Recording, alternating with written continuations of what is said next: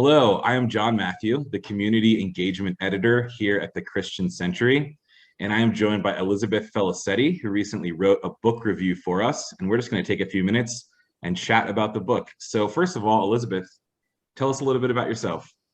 Well, I am actually bivocational. I am the rector of St. David's Episcopal Church in North Chesterfield, Virginia, which is a suburb of Richmond. And my other vocation is as a writer. Excellent. And Elizabeth has written many pieces for the Century. Most recently, she reviewed My Body is Not a Prayer Request by Amy Kenny, a book about ableism and disability justice in the church. I think this is a really good topic for us to chat about. And so, first of all, Elizabeth, what are some of the ways that Amy talks about ableism? How does it show up in the church that we might not be aware of, some of the ways we're harming folks with disabilities? Amy Kenny is a Shakespearean scholar who lives in a wheelchair, and she talks about complacency and careless ableism, which convicted me personally. One thing that she talked about that's not necessarily in the church, but that has happened to her, as well as another writer, a disabled writer that I read about, is people actually coming up to people in wheelchairs and offering to pray with them that they would be healed. And so one of the main problems that I took away from the book is that some of us may look at someone in a wheelchair and then assume that that is somehow not perfect. And who are we to say what makes a perfect body? Or who are those of us who are, as she called us, temporarily disabled, to say that they would prefer to live life without a wheelchair?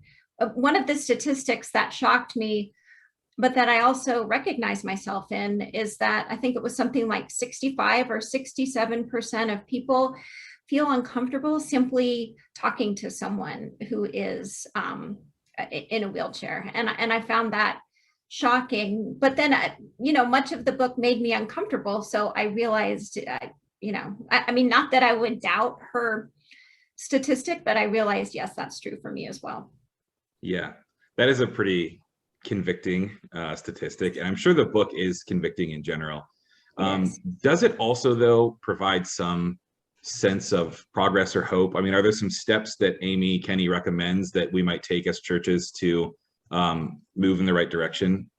She absolutely does. Each chapter has, ends with a list, and some of them are lists of frankly shocking things that people have said to her. But one of the ultimate lists at the end is called Disability Dreams, and it includes specific things for churches, including inviting disabled people to lead.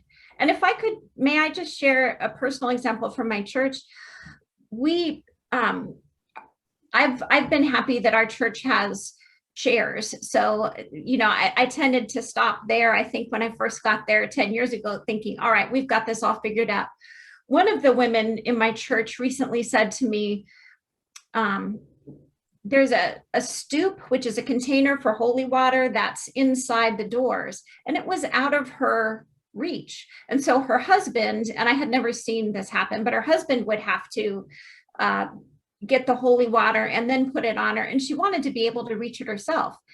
And I thought, this had never occurred to me. And I was so grateful that she told me about it, and we immediately lowered the stoop, and now she can dip her hand in holy water herself. So, some of it is, listening, but also inviting them to lead. Thank you. Well, one of the things I found really poignant in your review that you wrote for the Century of this book was talking about how your own journey, your own history, influenced your reading of the book. I wondered if you would just tell us a little more about that. I would love to. I actually requested this book from the Century. I had read about it, and because I, in the last 2.5 years, battled 2 different cancers, breast cancer and lung cancer, which the lung cancer was found accidentally when I was being treated for the breast cancer. The book appealed to me for that reason, but I've also realized that those that I might see some of that as disabled. For example, I'm missing half of a lung now, so that has changed my life. That's changed how I functioned in the world, but that's invisible to most people in a way that a wheelchair is not. So I realized that I'm not disabled in the way that she is addressing in the book, and that I have a ton of work to do with my own ableism, despite thinking that I had it figured out because of my very difficult cancer experiences. Oh, thank you so much for sharing about that, Elizabeth. Anyone who hasn't read this review, you can find it at christiancentury.org and click on the books tab. And Elizabeth also has a lot of other really great articles on our website, so you can click on her name in the article and read the rest of her writings that she's done for us. And also, Elizabeth has a book coming out. So Elizabeth, would you tell us a little bit about that? I would love to. Thank you so much, Jon. I have a book coming out from Erdman's in 2023, either spring or summer. It's called Blessed Are the Barren, The Fruits of Infertility. And it looks at the biblical idea that the highest and best calling for a woman is to be a mother.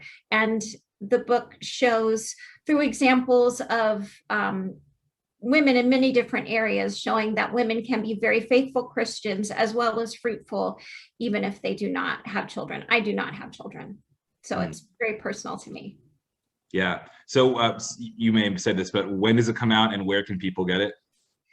It is supposed to come out in spring 2023. So, and the publisher is Erdman, so you should be able to get it at Amazon or bookshop.org, or best of all, ask your local independent bookshop to order a copy for you. I love those indie bookshops.